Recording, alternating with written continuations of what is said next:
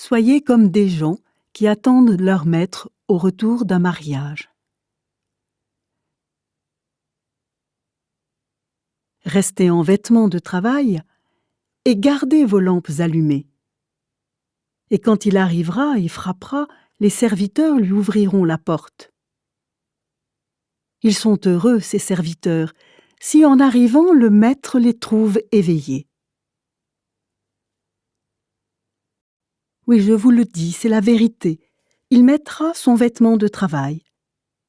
Il fera asseoir ses serviteurs pour le repas et il passera pour leur servir à manger.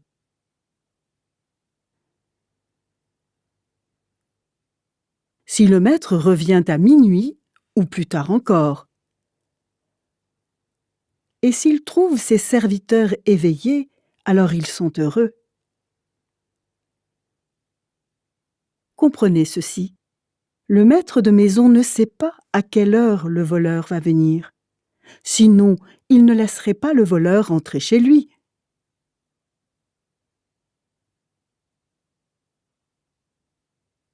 En effet, le Fils de l'homme viendra, mais vous ne savez pas à quel moment.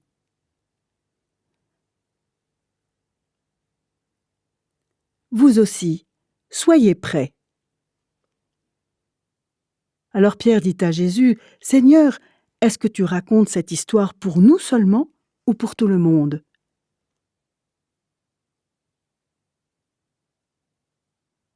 Le Seigneur lui répond, « Le serviteur fidèle et intelligent, qui est-il » C'est celui auquel le maître a dit, « Je te confie ce travail, donne à manger aux gens qui sont à mon service au bon moment. »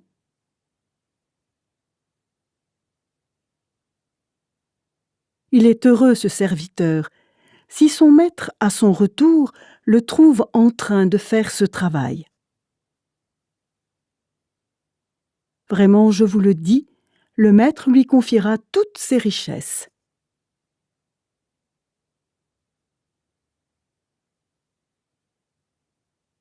Mais supposons ceci.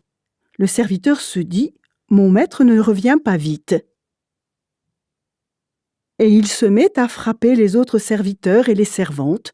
Il mange, il boit, il devient ivre. Alors le maître viendra un jour où son serviteur ne l'attend pas et à une heure qu'il ne connaît pas. Il chassera ce serviteur et il le traitera comme on traite ceux qui ne sont pas fidèles.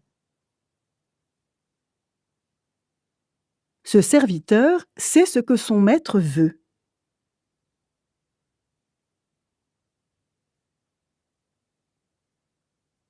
Mais il ne prépare rien et il ne fait pas ce que son maître veut. C'est pourquoi on lui donnera beaucoup de coups. Mais si un serviteur ne sait pas ce que son maître veut,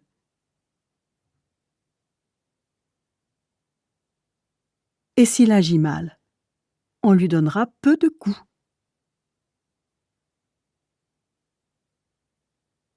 Si on donne beaucoup de choses à quelqu'un, on lui demandera aussi beaucoup.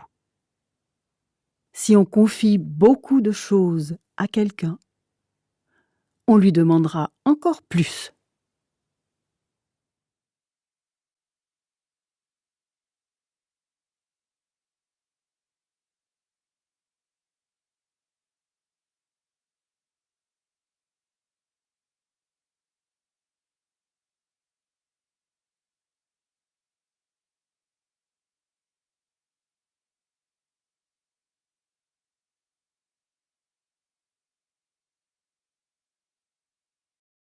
Je suis venu apporter un feu sur la terre.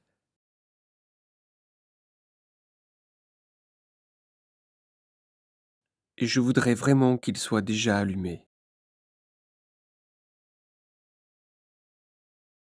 Je dois recevoir un baptême et j'attends avec grande impatience que cela se réalise. Ne pensez pas que je suis venu apporter la paix sur la terre.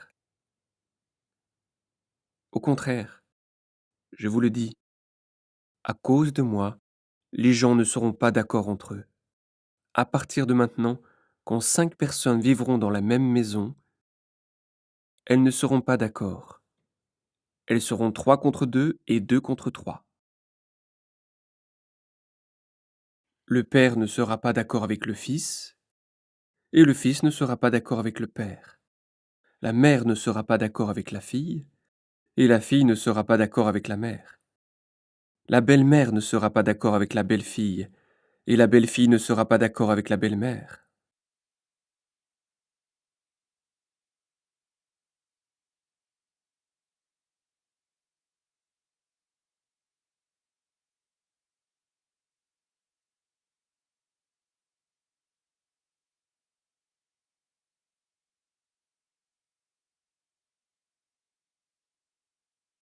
Jésus dit encore aux foules,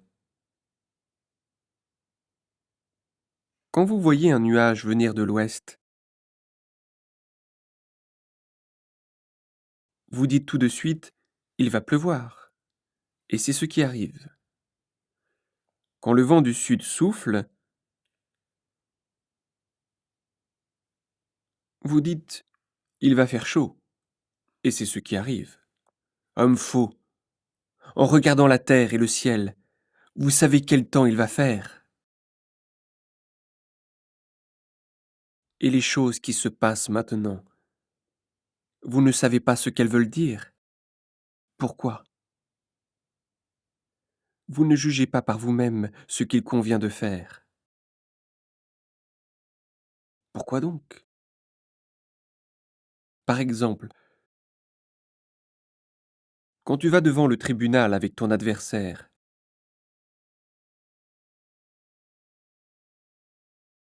essaye de te mettre d'accord avec lui pendant que vous êtes en route. Sinon, il va te traîner devant le juge. Le juge va te livrer à la police et les policiers vont te jeter en prison. Je te dis une chose, tu ne sortiras pas de là si tu ne payes pas tout l'argent que tu dois.